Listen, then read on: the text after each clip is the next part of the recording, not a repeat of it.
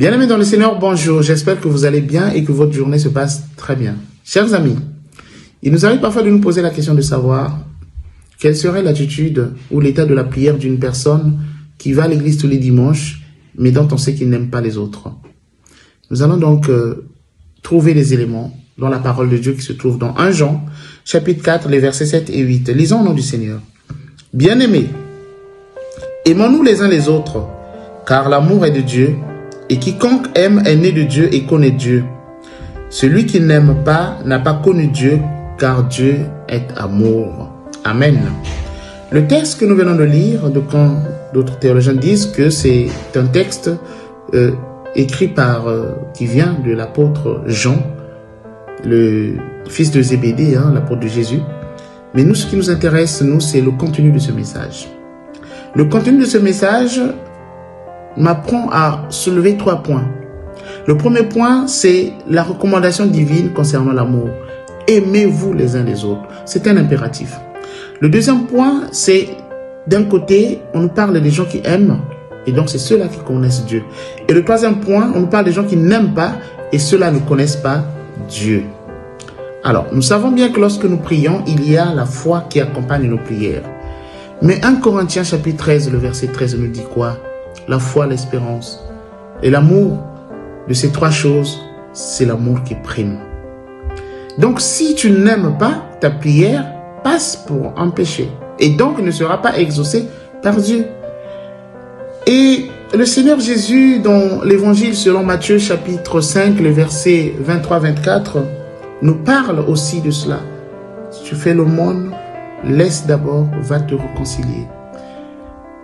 Laisse d'abord ton offrande, réconcilie-toi d'abord et tu reviendras. Donc nous constatons ici que la réconciliation devient une condition sine qua non d'une personne qui souhaite prier. La réconciliation devient ici un acte individuel qu'une personne doit poser avant d'aller prier. Et c'est pas un acte qu'on t'oblige, c'est pas une obligation. La réconciliation n'est pas une contrainte. C'est un engagement solennel, un engagement sincère d'une personne qui sent le besoin d'être en relation parfaite avec Dieu et il doit accomplir cet acte.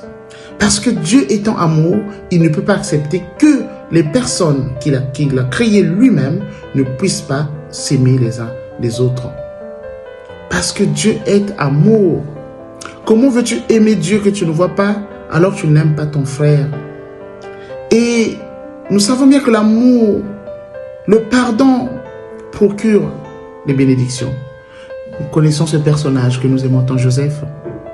Joseph était un homme béni parce qu'il y avait le pardon en lui. Il y avait l'amour en lui. Nous savons que l'amour des uns des autres, envers les uns des autres, procure beaucoup de bénédictions. Et le Seigneur Jésus lui-même à la croix, il nous a recommandé quoi?